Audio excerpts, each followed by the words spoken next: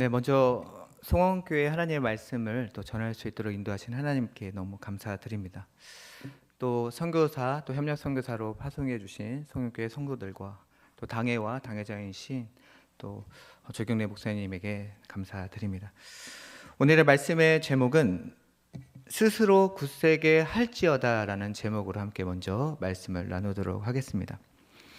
오늘 말씀은 하나님께서 선지자 학개에게 또 학개에게 임하시고 말씀하신 내용입니다.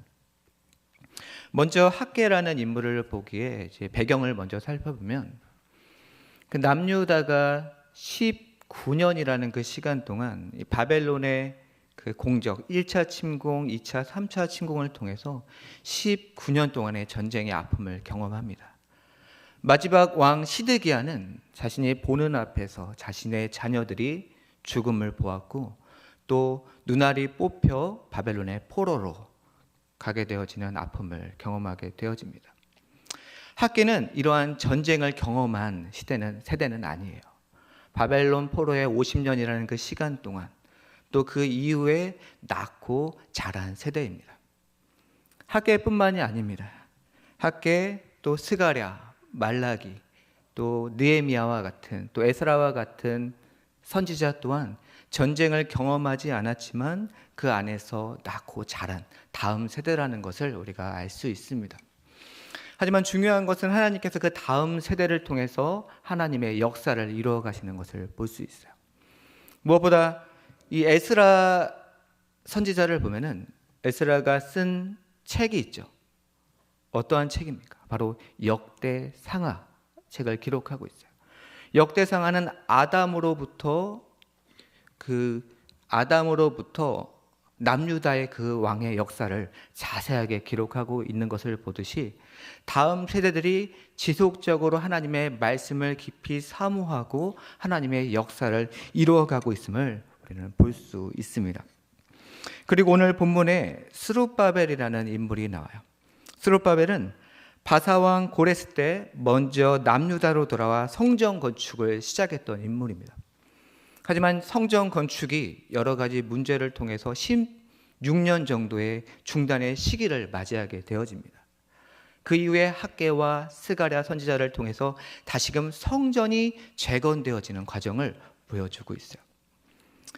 오늘 3절 말씀을 보면 하지만 그 성전이 재건되어지는 과정 가운데 이제 하나의 두 가지의 모습을 우리가 살펴볼 수 있습니다. 우리 3절 말씀을 함께 다시 한번 읽어보도록 하겠습니다. 시작. 너희 가운데 남아있는 자 중에 이 성전의 영광을 본 자가 누구냐? 이제 이것이 너희에게 어떻게 보이느냐? 이것이 너희 눈에 보잘것없지 아니하냐? 오늘 말씀의 내용을 한번 상상해 보십시오. 스룹바벨 성전이 지어져 가고 있어요. 하지만 학개를 통해서 하나님께서 무엇을 말씀하고 너희들이 지어져 가는 이 성전을 어떻게 보고 있냐는 거예요. 보잘것없지 아니하냐라고 말씀하고 있다. 다음 세대는 성전 스룹바벨 성전이 지어져 가고 있음을 보며 환호하고 기뻐합니다. 하지만 이전 세대는 그 성전을 어떻게 보고 있냐? 보잘것없이 통곡하며 울고 있는 모습을 상상해 볼 수 있어요. 왜 그랬을까요? 이전 세대는 솔로몬 성전, 이전의 성전의 영광을 기억하고 보고 있기 때문이에요. 그래서 지금 시대는 환하게 하나님을 찬양하며 기뻐하고 있는데 이전 세대는 울고 통곡하고 있다는 거예요.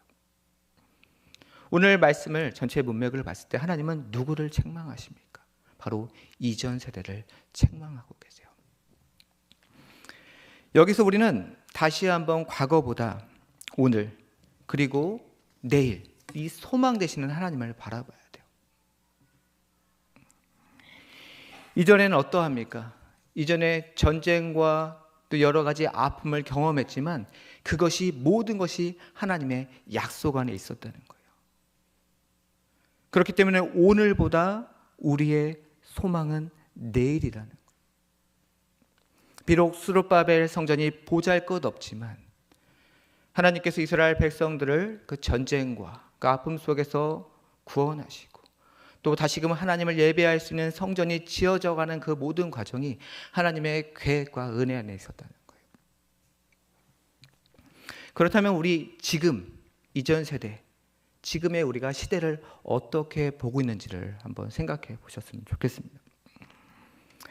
지금은 다음 세대를 바라보는 우리의 모습, 교회의 모습 또한 어쩌면 별반 다르지 않을 수도 있어요. 지금의 교회의 모습은 우리가 어렸을 때 신앙생활을 했던 교회의 이전 모습보다 많은 부분을 잃어가고 있습니다. 가끔 다음 세대를 바라보면 이전 세대와 비교하며 답답하기도 하고 한숨이 나오기도 해요. 이전에 부흥이 일어났을 때 교회가 세워지면 많은 사람들이 모이고 하나님의 역사를 우리가 교회 안에서 봤던 그 시대를 기억하고 있어요.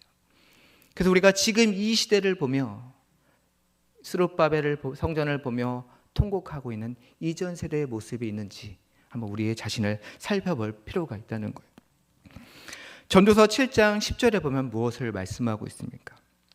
옛날이 오늘보다 나은 것이 어쩌미냐 하지 말라. 이렇게 묻는 것은 지혜가 아니니라 라고 말씀하고 있어요.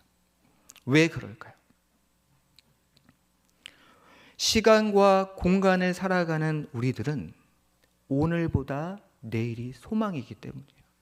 내일이 더 아픔이 있고 내일이 더 고난이 있을지라도 또 내일이 우리의 몸은 더 쇠약해질지라도 하나님의 나라를 그 소망을 바라보는 우리들에게는 내일이 더 큰 소망이라는 거예요.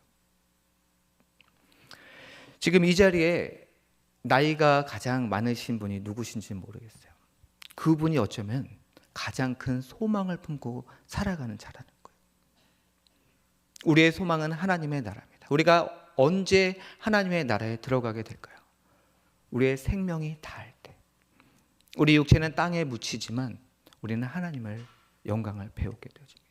또 하나는 예수 그리스도가 이 땅에 재림하셨을 때 우리가 하나님의 영광을 보게 되어집니다.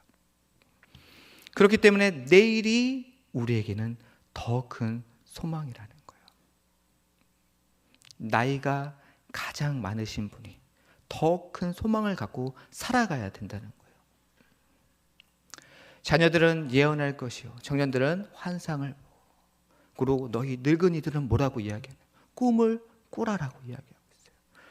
우리가 비록 육체는 연약해질지라도 쇠약해질지라도 우리의 죽음이 더 가까워질지라도 그날이 더 큰 소망이기에 우리는 더 큰 꿈을 꿔야 된다는 거예요. 오늘 말씀을 통해서 그렇게 말씀하고 있어요.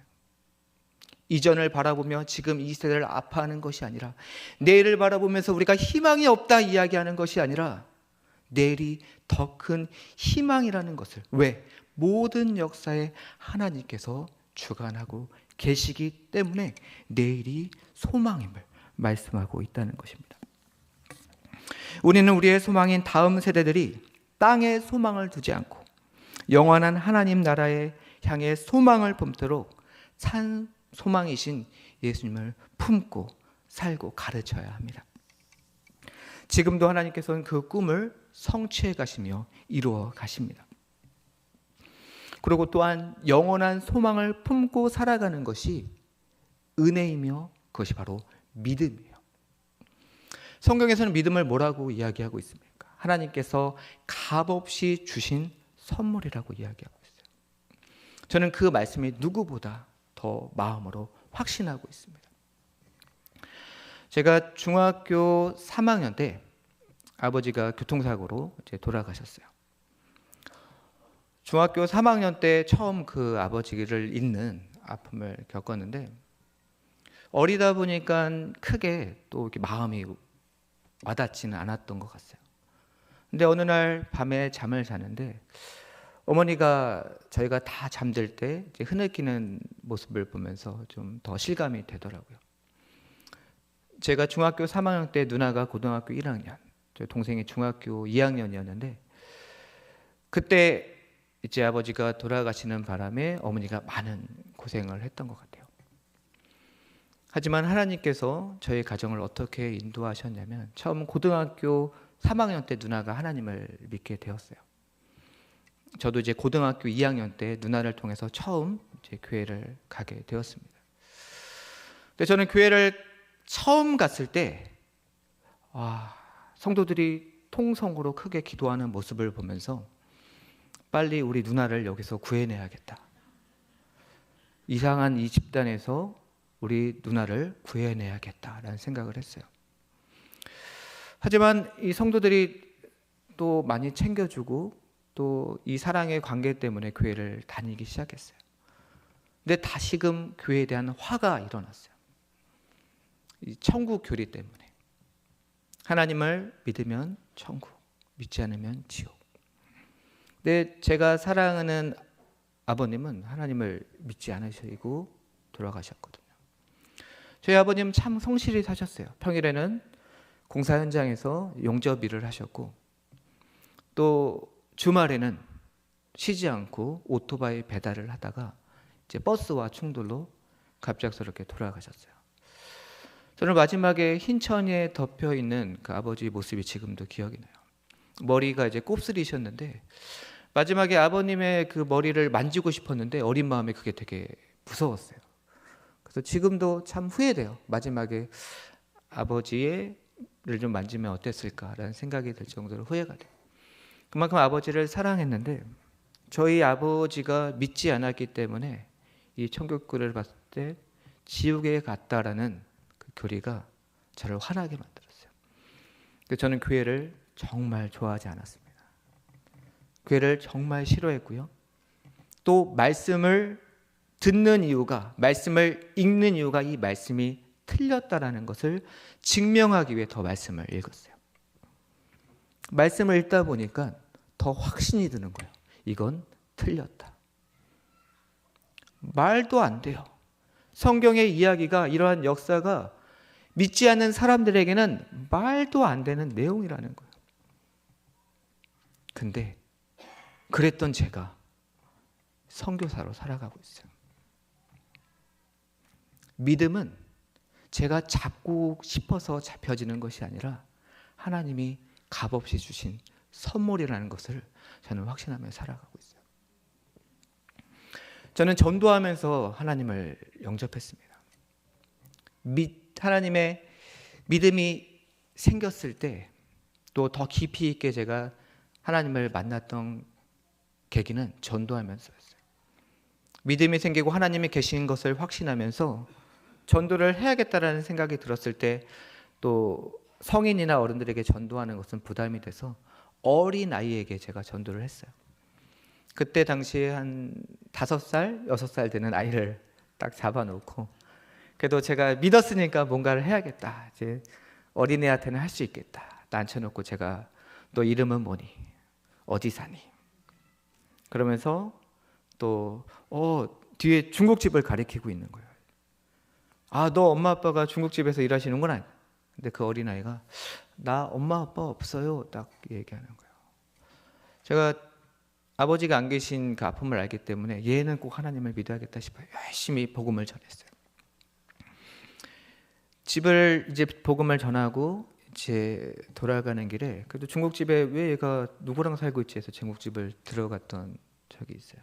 그때가 이제 고등학교 3학년 때였는데 그 중국집이 이제 담배 연기가 꽉 차 있고 약간 좀 이렇게 도박을 하는 그런 장소로 사용되는 장소였어요. 돌아오는 길에 또 하나님께 화가 나는 거예요. 하나님, 우리 아버지도 이렇게 착하게 성실하게 살았는데 또 이 세상에 또 하나님을 믿지 않지만 또 인간답지 않게 살아가는 많은 사람들이 있을 텐데 이들이 하나님을 모르고 지옥에 간다면 너무 억울한 거 아닙니까? 라고 하나님 앞에 통곡하며 기도했던 기억이 있습니다. 그때 했던 기도가 하나님 제가 하겠습니다 라는 그런 고백을 드렸던 기억이 있어요. 돌아보니까 제가 지금 이렇게 하나님의 말씀을 전하고 선교 사역을 할 수 있었던 모든 과정 속에 하나님께서 세심하게 그 은혜 가운데 저를 잡아주셨다는 것을 지금 또한 그 삶을 통해 또 고백하게 되어진 것 같습니다. 선교는 무엇일까요? 저는 이 간증을 통해서 나누고 싶은 것은 성경은 소망을 묻는 자들에게 우리의 모든 자리가 또 선교지이기 때문에 소망을 묻는 자에게 영원한 소망에 대해서 우리가 전하는 것이 선교라고 생각이 되어집니다. 비록 저는 선교지에 나아가 선교를 하겠지만 우리가 어느 곳에 있든지 소망, 우리의 내일의 소망되어지는 예수 그리스도를 우리가 있는 곳에서 전하는 것이 바로 선교임을 생각해 볼 수 있습니다. 소망이 있는 자는 영원한 하나님의 나라에 소망을 두고 있기 때문에 현실을 뛰어넘는 믿음을 하나님께서 주십니다.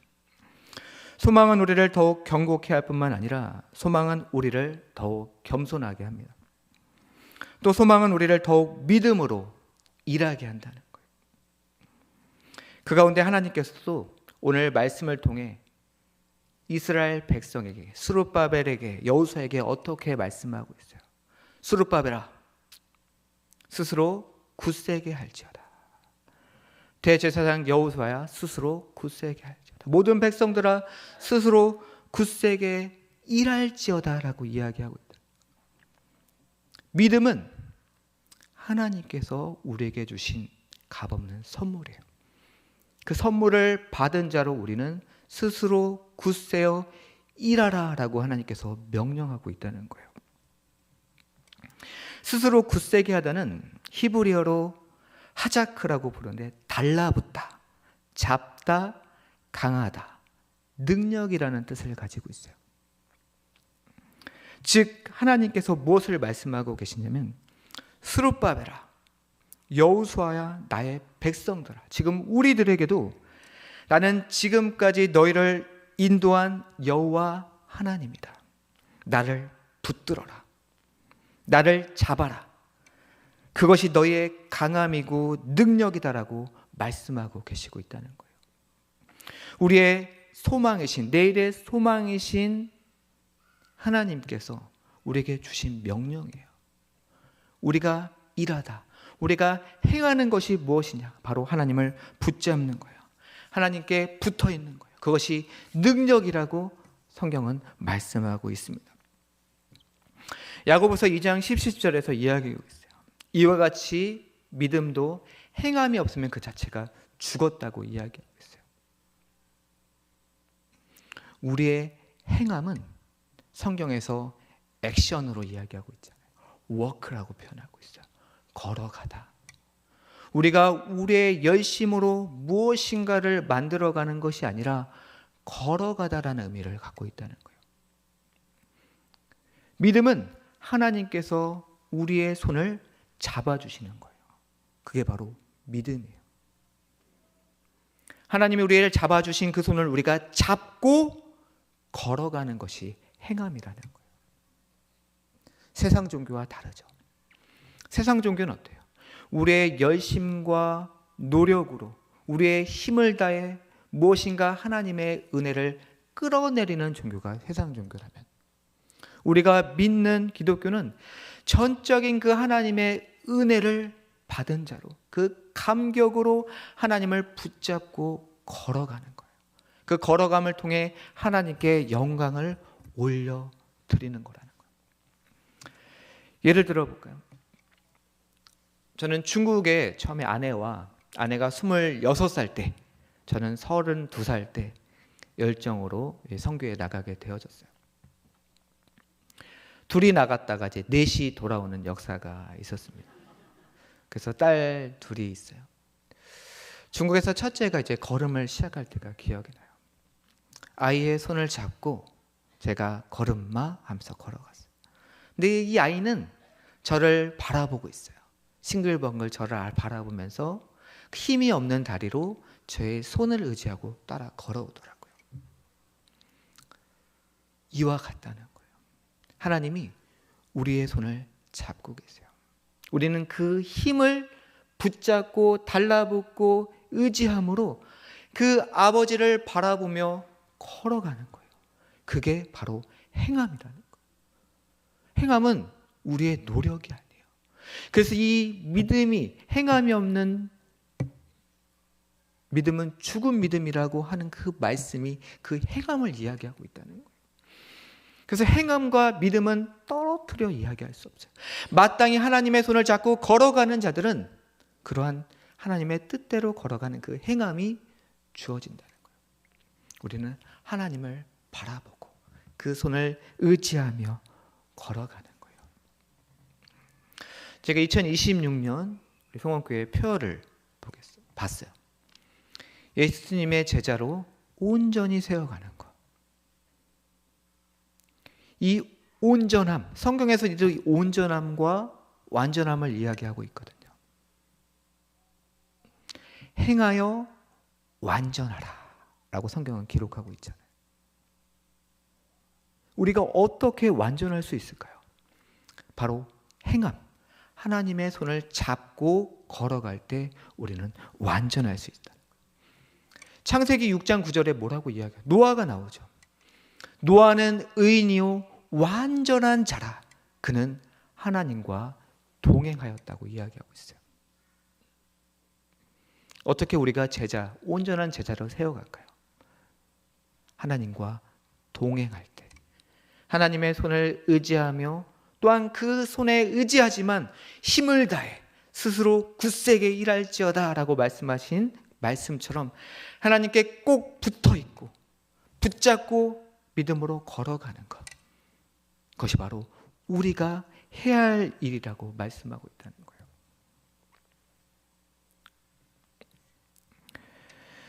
한번 생각해 봤으면 좋겠어요. 노아의 방주가 지어져 가요. 완전한 동행하였던 그 노아가 하나님께서 명령하신 대로 방주를 지어가요. 이거는 성경에서 기록하고 있지 않아요. 하나의 예화로 제가 설명을 드릴게요. 노아의 방주가 지어져 간다고 생각해 보세요. 노아가 열심히 땀을 흘려 노아의 방주를 지어가요. 근데 만약에 그 안에 기술자들이 있고 또 함께 그 노역을 담당했던 많은 사람들이 있다고 생각을 해봐요. 모두가 하나님의 일을 하고 있어요.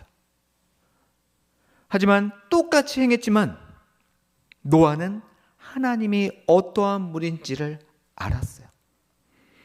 믿고 순종했다는 거예요.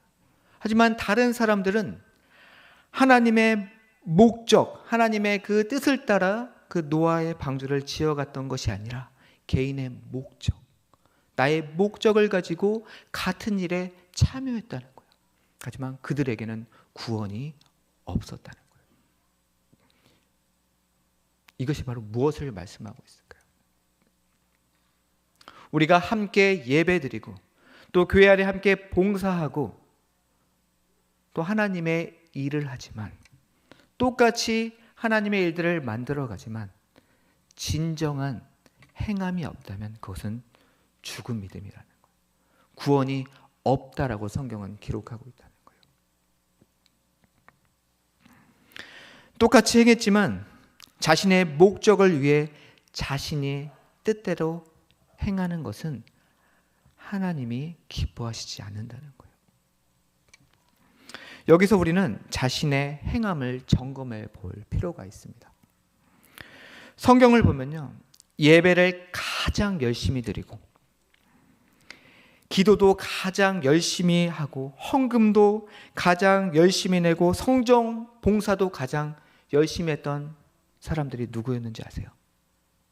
바로 외식하는 바리새인들이었다는 거예요. 그들은 자신의 목적, 자신이 높아지고 인정받는 자리에 오르기 위해 자신의 열심으로, 액션으로 행했던 자들이었어요. 그들의 행함은 주님과 동행하는 것이 아니라 자신의 열심을 가지고 자신의 목적을 향해 힘을 내었던 자들이었다는 거예요. 그렇다면 우리의 행함은 어떠합니까? 정해진 시간, 정해진 물질을 가지고 의무적인 봉사와 사람들의 인정을 받기 위한 행함들이 우리들 안에 있지 않은지 날마다 우리는 살펴봐야 한다는 거예요. 신앙은 나의 힘을 빼고 주님의 손을 의지하며 내일의 소망을 품고 믿음으로 걸어가는 것인데, 세상 종교와 같이 나의 열심을 가지고 영원하지 않는 것들의 마음을 뺏겨 없어질 것들의 목적을 이루기 위해 하나님의 은혜를 끌어내리려 하는 자들은 그러한 종교 행위를 하고 있는지 날마다 우리의 행함을 보고 우리는 날마다 싸워야 된다는 거예요. 예수님은 영원한 소망을 주시기 위해 자신의 생명을 드리기 위해 생명을 드리며 끝까지 책임을 다하셨어요. 하나님은 끝까지 믿음으로 주어진 그 사명에 걸어갔다는 거예요. 우리도 동일하게 그렇게 믿음의 걸음을 걸어야 합니다. 그렇지 않으면 성경은 구원이 없다 이야기하고 있어요.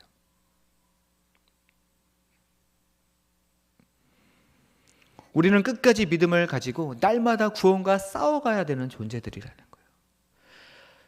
하나님께서 우리에게 의롭다 선언하셨어요. 법정적 칭의를 통해 우리에게 의롭다 선언하셨어요. 하나님께서 우리를 선택하시고 부르시고 의롭다고 선언하셨어요. 하지만 그것은 뭐예요? 하나님의 영역인 거예요. 우리가 선택받은 자인지 우리는 어떻게 알 수 있을까요? 날마다 행함을 통해 하나님께 붙들려 있음을 통해 하나님의 손을 잡고 걸어감을 통해 우리는 우리의 구원을 확신할 수 있다는 거예요. 날마다 우리는 치열하게 구원을 이루어가야 하는 자들이라는 거예요. 구원은 하나님께 달려 있지만 그것은 하나님의 영역인 거고 우리는 날마다 행함을 통해 우리의 구원을 이루어가야 된다는 거예요.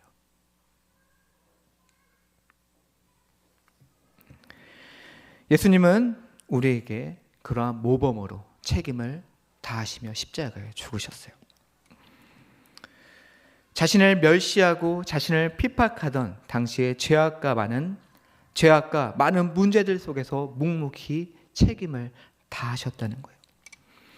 예수님을 따르는 자들은 내일의 소망을 두고 끝까지 책임을 져야 된다는 거예요.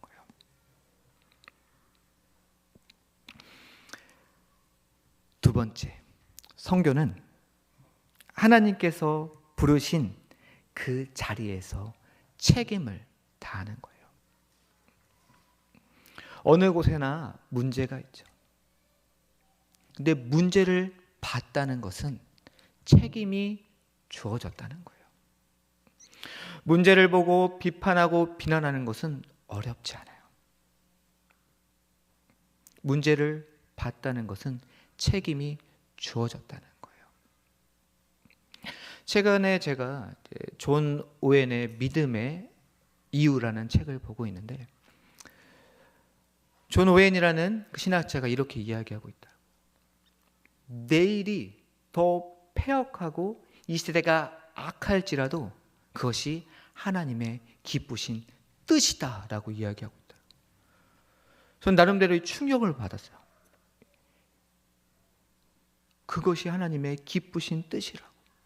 다시 깊이 묵상을 하다 보니 내일이 우리의 소망이기에 하나님의 나라가 더 가까워지는 내일이기에 어떠한 상황도 우리에게 소망이기 때문에 하나님의 기쁘신 뜻일 수 있겠구나. 선교는 하나님께서 부르신 그 자리에서 어떠한 문제와 상황 속에서도 책임을 다하는 것이 바로 선교입니다. 제가 최근에 6학년 친구와 배드민턴을 친 적이 있어요. 저도 나름대로 배드민턴을 좀 잘 친다고 생각을 했는데 6학년 학생에게 한 번도 이기지 못하고 제가 배드민턴을 쳤어요. 근데 그 아이가 배드민턴 치기부터 제가 이겨요. 배드민턴 치면서도 너무나도 재밌게 막 즐겁게 배드민턴을 치는 거예요. 그때 하나님이 주시는 마음이 뭐였냐면 이것이 바로 신앙생활이구나. 이게 바로 신앙생활이구나. 너 어떻게 이렇게 배드민턴을 잘 치니? 물어보니 꾸준하게 배드민턴에 시간을 들이고 노력을 한다는 거예요. 그래서 당당함이 있는 거예요. 내가 이긴다라는 당당함이. 이것이 바로 우리가 해야 될 신앙생활이구나. 꾸준히 우리의 시간과 우리의 노력과 또 그 노력이 하나님 앞에 꼭 붙어 있고 하나님 앞에 손에 자꾸 걸어가는 그 노력을 통해서, 꾸준함을 통해서 확신을 갖고 날마다 당당하게 담대하게 살아가는 것이 바로 신앙생활이구나. 이것이 바로 우리가 주어진 사명 속에 책임을 다하며 하나님의 뜻대로 소망을 품고 걸어가는 자들의 모습이구나 라는 생각이 들더라고요. 사랑하는 성도 여러분, 행함이 바로 이와 같습니다. 꾸준히 하나님께 붙어 있기 위해 자신의 시간을 드리고 최선으로 주님 앞에 나아가려고 노력할 때 우리 안에 참된 행함이, 실력이 쌓이고 더 당당하고 더 즐겁게 신앙생활을 할 수 있다는 거예요. 그것이 바로 주님과 동행하는 거예요. 동행할 때 우리는 가장 온전하고 완전한 가운데 하나님의 기쁘신 뜻대로 우리가 걸어갈 수 있다라고 성경은 오늘 말씀을 통해 기록하고 있습니다. 오늘 말씀을 먼저 정리하도록 하겠습니다. 사랑하는 성도 여러분, 작은 일에도 하나님과 꾸준히 동행하십시오. 스스로 굳세게 일하십시오. 영원한 소망을 바라보며 환경에 내 마음을 빼앗기지 아니하고 더 내일에 영원한 하나님의 나라를 바라보며 소망을 바라보며 순종하십시오. 또 오늘보다 내일이 우리에게 소망인 날임을 기억하십시오. 스스로 굳세게 하십시오. 하나님께 꼭 붙어 있으십시오. 붙잡혀 있으십시오. 이것이 우리의 강함이고 능력입니다. 설교는 마쳤고요. 잠시 제 이야기를, 또 선교 이야기를 좀 하려고 합니다. 좀 이제 선교 오늘 보고가 아니라 선교 특강이라고 말씀해 주셔서 제가 7년 전에 처음에 첫 사역을 7년 전에 이제 한국에 들어오기 전에 한 7년을 이미 중국에서 사역을 했습니다. 저희 아내가 26살 때, 제가 32살 때 결혼하고 바로 이제 선교지로 나아가게 됐는데요. 처음에 이제 선교지를 나아가서 많은 제자들을 세우고 또 많은 하나님의 일들을 사역을 하면서 많은 간증과 영상과 사진들이 많이 있더라고요. 그래서 처음엔 이것들을 좀 성도님들에게 소개해 드려야겠다 생각을 했었는데 7년 전의 사역이다 보니 앞으로 제가 어떠한 사역을 하며 또 앞으로 지금 처음 이 시점에서 앞으로의 사역들을 함께 또 성교회 성도님들과 어떻게 하나님이 이끌어 나가신지를 보고하고 또 그것들을 함께 또 누리면 좋겠다라는 생각을 해서 오늘 영상과 PPT는 준비하지는 않았습니다. 그래서 지금은 제가 앞으로 어떠한 사역을 또 이렇게 하게 될지 잠깐 소개하고 싶은데요. 이번 선교는 두 번째 선교예요. 7년 동안 중국에 있다가 들어와서 신학을 공부하고 처음에는 목적이 한 4년 정도 준비를 하고 선교지에 나가려고 했습니다. 근데 좀 길어져서 이제 7년 정도 한국에 머물게 되었고요. 다시금 또 부르심을 받아 또 중국에, 이전에는 남쪽, 이번에는 그 북쪽으로 선교지를 정하게 되었고요. 많은 중국의 상황들이 지금 선교사님들이 이제 추방되어지는 상황에 있습니다. 그래서 저희가 가는 지역도 저희 CCC 저희 단체에서는 모두가 추방당한 지역에 처음 다시금 선교사로 파송하는 지역이기도 해요. 지금 마음은 이제 처음 선교 때는 못 모르고 도전하고 나아갔지만 이제 선교지의 경험을 하다 보니까, 어려움도 이미 경험하다 보니까 두 번째 다시금 선교지로 나아가는 것이 쉽지는 않더라고요. 솔직히 제가 무엇인가 확신을 가지고 무엇인가 해야겠다는 마음으로 선교지로 나아가는 것은 좀 부족하지만 아닌 것 같습니다.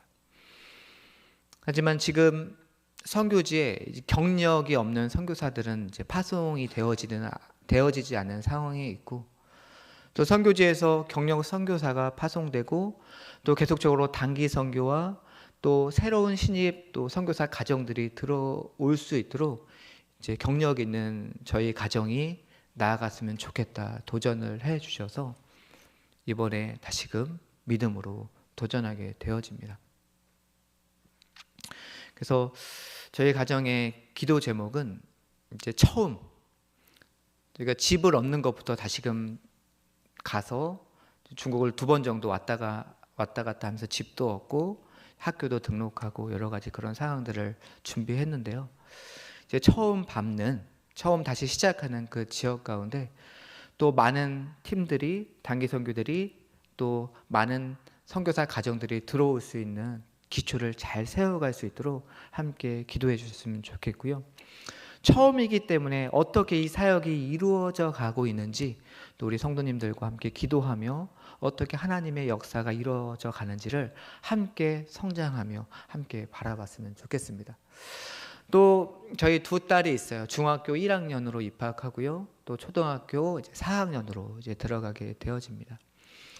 저희 아이들이 또 현장에서 또 잘 성장할 수 있도록 기도해 주셨으면 좋겠고, 오늘 말씀처럼 정말 작은 일에도 우리의 가족이 하나님과 끝까지 또 동행할 수 있도록, 또 오늘보다 내일 영원한 소망을 바라보며 우리의 가정이 더 하나님 앞에 잘 세워질 수 있도록 함께 기도해 주셨으면 좋겠고요.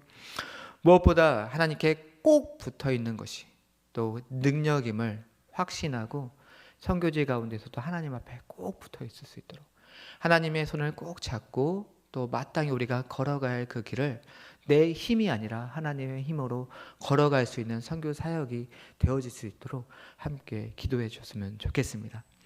언제가 될지 모르지만 다시금 하나님의 그 사역을 여러분께 나눌 때 더 큰 풍성한 은혜를 나눌 수 있는 그런 시간들이 되어지기를 소망합니다.